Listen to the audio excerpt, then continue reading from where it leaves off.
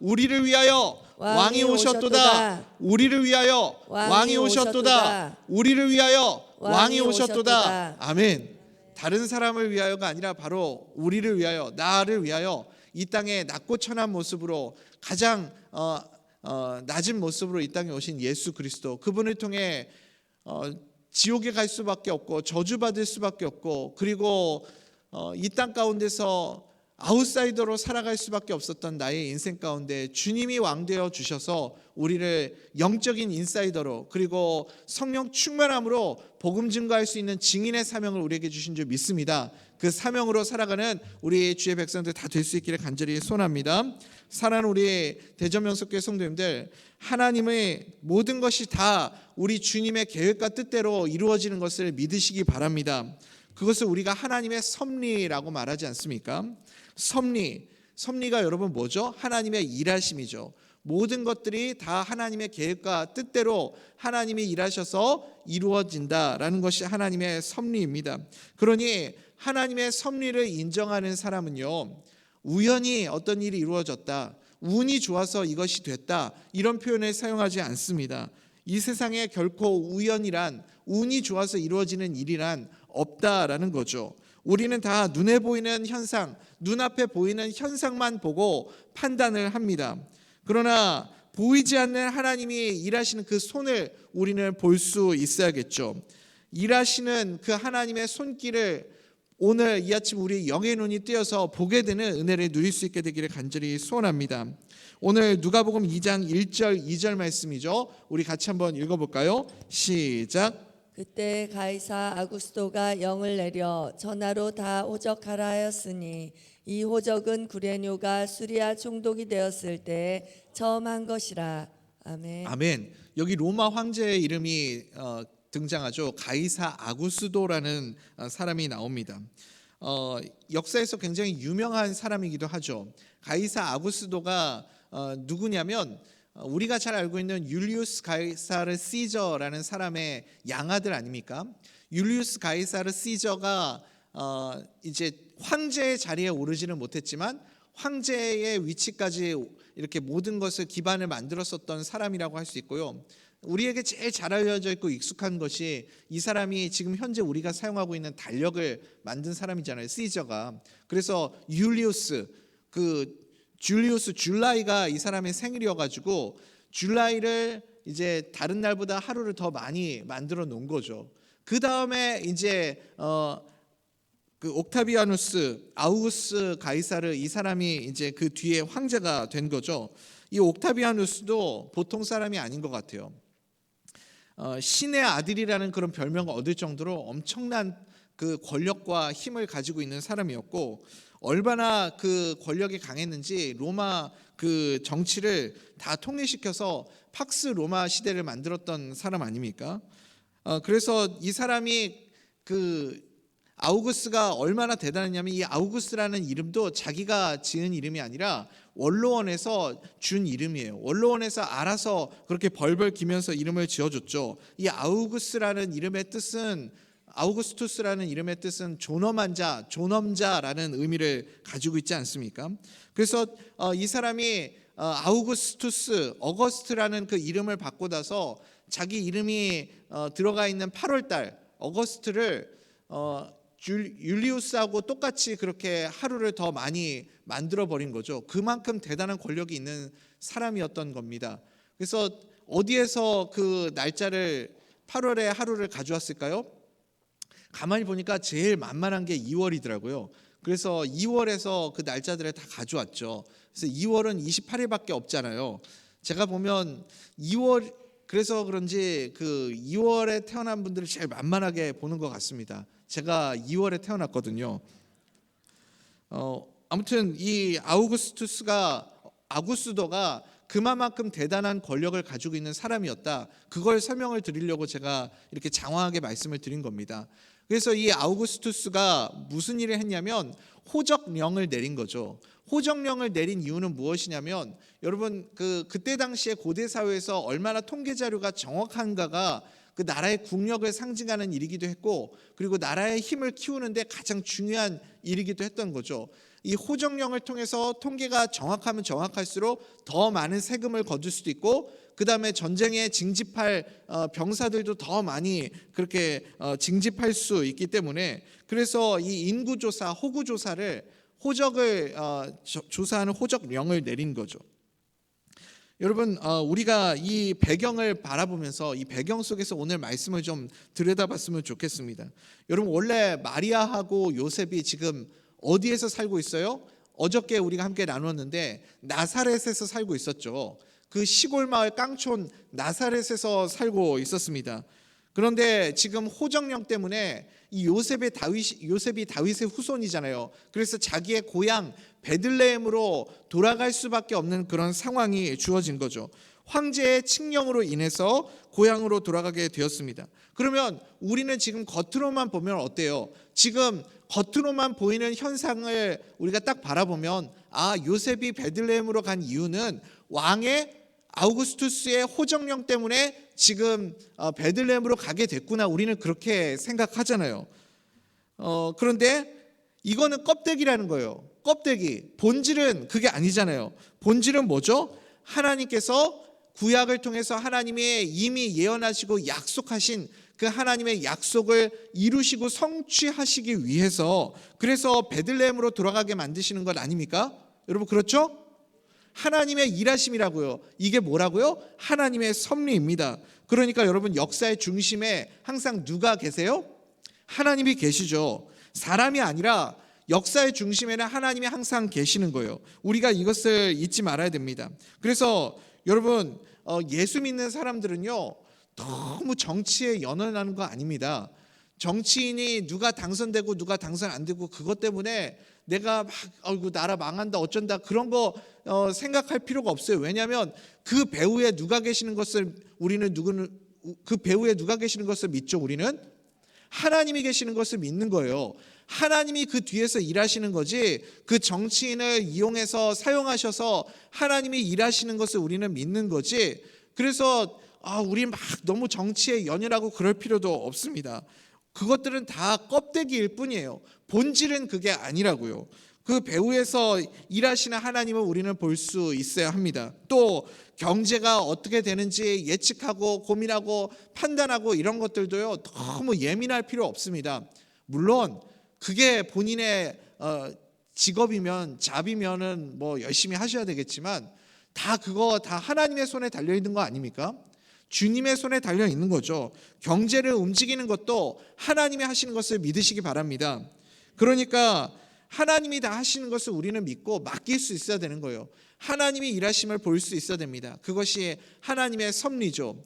예전에 벌써 아주 오래전의 이야기인데요, 20년이 넘은 것 같습니다. 예전에 그 대장금이라는 드라마가 있었잖아요. 혹시 우리 성도님들 대장금이라는 드라마 보셨습니까? 그때는 전 국민이 안 보는 사람이 없었거든요. 저도 그 드라마에 빠져가지고 그 드라마를 열심히 봤었던 기억이 납니다. 그러다 보니까 어떤 분들은요, 이 너무 드라마에 심취해가지고 드라마에 몰입을 한 거예요. 그래가지고 이게 현실과 드라마가 구별이 안 되는 그런 분들이 아주 가끔 종종 그런 분들이 있었어요. 교회에도 와가지고 막 특별 헌금하면서 주여 한상궁을 살려주옵소서 막 그런 분들이 계셨다니까요. 제가 늘 드리는 말씀이지만 사람이 너무 몰입하면 그럴 수 있어요.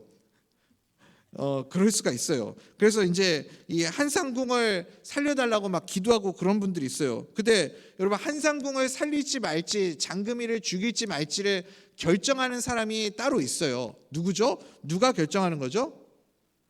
왕이 아니죠, 여러분. 지금 여러분들도 정신을 잘 못 차리시는 것 같아요. 왕이 아니에요, 여러분. 작가맘이죠, 작가. 그래요, 안 그래요? 드라마 작가맘이죠. 아닌가요? 지금 여러분, 무슨 소리, 주상의 마음이죠. 여러분 지금 그러고 계시는 분들이 계시는 것 같은데, 주상의 마음이 아니라 그 장금이를 죽일지 말지, 한상궁을 살릴지 말지를 결정하는 것은 전적으로 작가의 마음에 달려 있다는 거예요. 그러니 드라마 보면서 어떻게 저 주상을 설득해가지고 한상궁을 살릴까, 그런 생각할 필요가 없는 거죠. 그런 생각을 하는 사람은 정말 어리석은 사람 아닙니까? 작가가 살리려고 마음만 먹으면 얼마든지 살릴 수 있는 거고, 작가가 저 사람을 죽여야 되겠다라고 마음을 먹으면 얼마든지 죽일 수 있는 겁니다. 전적으로 모든 것은 다 작가의 마음에 달려 있다. 그거 아닙니까? 그러니까 여러분, 역사의 작가가 되신 분이 누구세요? 아직도 대장금에 몰입돼 가지고 잘 빠져나오질 못하시는 분들이 계시는 것 같아요. 역사의 작가가 누가 되시죠? 하나님이 되시잖아요. 하나님 마음에 달려 있다고요. 그러니까 이 모든 것을 주관하시는 분은 하나님의 손에 달려 있다. 이것을 우리가 꼭 기억할 수 있게 되기를 간절히 소원합니다. 껍데기를 바라보지 말자고요. 눈앞에 보이는 현상만 바라보면서 그 현상이 모든 것이라고 판단해서는 안 되는 겁니다. 그 역사의 중심에 하나님이 계시고 우리 주 예수 그리스도가 계심을 믿으시기 바랍니다. 이것이 하나님의 섭리가 역사하고 있음을 보는 믿음의 관점입니다. 이걸 깨달으면요, 그 정치 상황을 보고 막 열받거나 일희일비하거나 그렇지 않게 되는 거죠. 그래서 여러분, 말씀보다 내가 앞서지 않게 되는 겁니다. 요한복음 10장에 보면요, 양과 목자에 대한 비유가 나와요. 양과 목자에 대한 비유에서 예수님이 뭐라고 말씀하시냐면, 예수님보다 앞서는 건 다 도둑놈이래요. 예수님보다 앞서는 건 다 가짜라는 거예요. 우리 요한복음 10장 7절부터 10절까지 한번 볼까요? 한번 읽어보겠습니다. 시작. 그러므로 예수께서 다시 이르시되 내가 진실로 진실로 너희에게 말하노니 나는 양의 문이라. 나보다 먼저 온 자는 다 절도요 강도니 양들이 듣지 아니하였느니라. 내가 문이니 누구든지 나로 말미암아 들어가면 구원을 받고 또는 들어가며 나오며 꼴을 얻으리라. 도둑이 오는 것은 도둑질하고 죽이고 멸망시키려는 것뿐이요 내가 온 것은 양으로 생명을 얻게 하고 더 풍성히 얻게 하려는 것이라. 아멘. 그러니까 여러분, 뭐예요? 예수님보다 앞서는 건 다 도둑이라는 거예요. 다 가짜라는 겁니다. 교회도 똑같아요. 목회자도요, 예수님보다 앞서가면 다 절도고 강도입니다. 이해가 되십니까? 말씀 붙들고 갈 때 그때 열매가 나타나는 거고, 우리는 항상 예수님 뒤를 따라가야 하는 거예요. 예수님 뒤를 쫓아가야 하고 말씀 뒤에 서 있어야 하는 겁니다. 말씀이 우리의 삶에 앞서가야 하는 거죠. 그래서 말씀이 앞장서고 기도가 앞서고 기도로 길을 닦고, 그래서 새벽 기도가 왜 중요하냐면 이 기도로 하나님이 역사하시기를 우리가 그렇게 구하는 것 아닙니까? 말씀이 앞서가고 기도로 길을 닦아야 하고, 그래서 예수님을 따라가면 하나님의 섭리가 우리의 삶 가운데 나타나는 그런 은혜들을, 간증들을 우리가 누리며 살아가게 될 줄 믿습니다. 하나님의 섭리를 우리가 보게 될 때 우리가 해야 할 반응이 뭘까요? 하나님이 일하시는구나, 하나님이 역사하시는구나, 이 모든 것은 하나님의 손에 달려있구나. 그래서 우리가 그 하나님의 섭리를 인정하는 사람은 어떤 반응을 해야 하냐면 하나님의 말씀 앞에 순종해야 할 줄 믿습니다. 하나님 말씀 앞에 순종할 때 하나님의 역사가 우리 눈앞에 보이게 되는 거죠. 여기 오늘 본문에 요셉이라는 사람이 나오지 않습니까? 이 요셉은 정말 믿음이나 인격적인 부분이나 굉장히 훌륭한 사람인 것 같습니다. 하나님 말씀 앞에서 이 요셉이 철저히 순종했기 때문에, 하나님의 그 말씀을 믿고 그대로 순종했기 때문에 그 하나님의 섭리가 순탄하게 그렇게 나타나는 모습을 보게 됩니다. 연말쯤 되면요, 이제 많은 성도님들이 기도 제목을 내시잖아요. 그 새해 소망과 기도 제목, 그런 것들을 주시는 분들이 많이 계세요. 어떤 가정에서는 이제 자녀 문제를 두고, 또 이제 자녀들이 이제 시집 갈 때가 됐는데 좋은 신랑감을 달라고 그렇게 기도하시는 분들이 계세요. 그러면서 이제 성경에 나오는 인물 중에 그 비유를 하면서 이런 신랑감을 주옵소서 기도하시는 분들이 계시죠. 우리 성도님들이 생각하실 때 성경에 나오는 인물 중에 최고의 신랑감은 누구일까요? 어떤 분은 보디발이라고 그렇게 이야기하시는 분들이 계시더라고요. 보디발이요. 보디발이 참 믿음이 훌륭한 사람이죠. 믿음도 훌륭한데 거기다가 또 뭐도 많아요? 돈도 많아요. 그래서 이 보디발과 같은 그런 신랑감, 믿음도 훌륭하고 돈도 많은 그런 신랑감을 주옵소서 그렇게 기도하시는 분들이 계시더라고요. 근데 보디발은 한 가지 약점이 있어요. 보디발이 뭐가 좋은 신랑감이야, 보디발은 별로야 라고 생각하시는 분들 계시죠. 왜냐하면 보디발은 나이가 많아요. 그것도 또 장점일 수도 있겠죠. 어떤 분들한테는. 어쨌든 보디발은 나이가 너무 많지 최고의 신랑감은 역시 아담이지 이렇게 얘기하시는 분들 계세요. 최고의 신랑감이 아담이래요. 왜요 여러분? 거긴 시댁이 없거든요.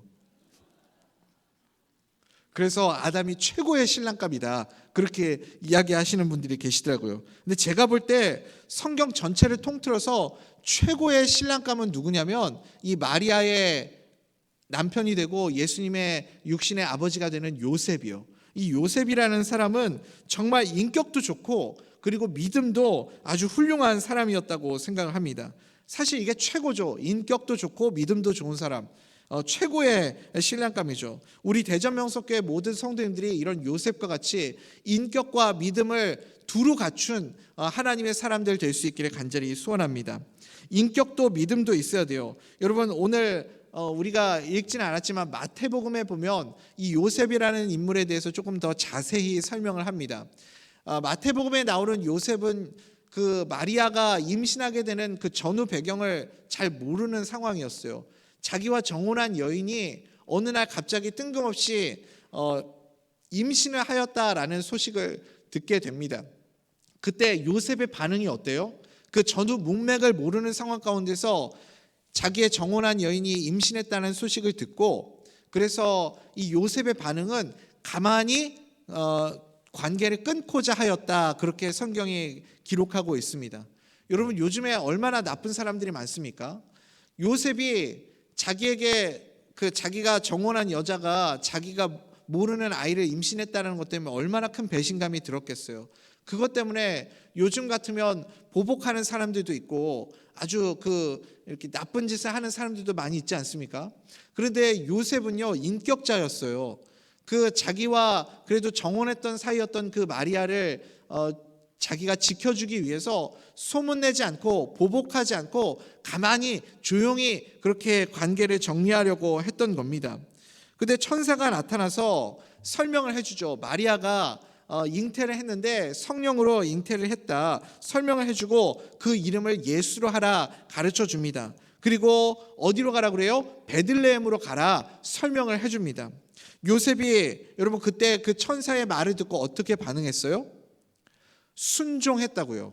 그게 중요한 거 아닙니까? 하나님의 섭리를 보게 될 때 우리가 해야 할 반응은 순종인 줄 믿습니다. 요셉의 입장에서 볼 때요, 요셉이 어떻게 그 천사의 말을 믿을 수 있었을까요? 우리가 천사가 나타나면 덥석덥석 믿을 수 있을 것 같지만 사실 그게 쉬운 일이 아니에요. 왜냐하면 정말 천사가 맞는지 아닌지도 우리가 확신을 할 수가 없잖아요. 처녀가 잉태하여 아이를 낳을 것이다. 그 이름을 예수하라. 그리고 천사가 호련히 사라졌죠. 그 다음에 이 요셉이 어떻게 그게 진짜인지 아닌지를 확신할 수 있었을까요? 우리도 신앙생활 하다 보면요, 이게 정말 주님의 뜻이 맞나? 이게 정말 주님이 응답 주신 게 맞나? 이렇게 긴가민가 헷갈릴 때가 있잖아요. 별로 그럴 때가 없으신가 봐요. 그냥 무조건 확신이 여러분들은 믿음이 좋으셔가지고 그러신 것 같습니다. 근데 우리가 그럴 때가 있어요, 여러분. 이게 정말 주님의 뜻이 맞나? 이런 생각이 들 때 요셉이 어떻게 확신을 가질 수 있었냐면 하나님의 말씀을 붙잡았던 겁니다. 요셉은 구약의 말씀의 예언을 믿었거든요. 구약 성경의 미가서 5장 2절 말씀이죠. 우리 한번 봅시다. 미가서 5장 2절입니다. 시작. 베들레헴 에브라다야, 너는 유다 족속 중에 작을지라도 이스라엘을 다스릴 자가 내게서 내게로 나올 것이라. 그의 근본은 상고에 영원히 있느니라. 아멘. 그러니까 여러분, 요셉은요 어떻게 그 천사의 말을 믿었느냐? 요셉이 구약 성경의 이 미가서의 말씀을 붙잡고 있었던 거예요. 그래서 이 땅의 메시아가, 구원자가 베들레헴에서 날 것이구나, 그것을 알고 있었습니다. 그런데 상황을 보세요. 천사가 나타나서 이제 마리아가 임신해서 아이를 낳을 것인데 그 이름을 예수라 하라, 그래서 베들레헴으로 가라 설명을 해줍니다. 근데 마침 지금 어떤 상황이 벌어졌어요? 로마 황제가 호정령을 내린 거예요. 그래서 고향 베들레헴으로 갈 수 있는 명분이 생긴 겁니다. 그러니까 겉으로만 보면요, 눈으로만 보이는 그 현상만 보면 아구스도 그 황제의 명령 때문에 베들레헴으로 간 것처럼 보이지만 이 배후에 하나님이 모든 것을 역사하셔서 성령으로 마리아를 임신하게 하시고, 그리고 마리아와 요셉이 베들레헴으로 가서 하나님의 그 언약의 약속의 말씀을 성취시키기 위해서 이 모든 것을 예비하시고 준비하신 것을 요셉이 보게 된 거죠. 그래서 확신을 가지고 이것은 분명히 하나님이 역사하시는구나, 그것을 요셉이 보게 되니까 믿음으로 순종하는 반응을 보일 수 있었던 거죠. 천사의 말을 하나님의 말씀으로 그렇게 붙잡고 요셉이 믿은 겁니다. 그래서 만삭되는 아내를 데리고 베들레헴을 향하게 되죠. 순종의 발걸음을 내디디게 되는 겁니다.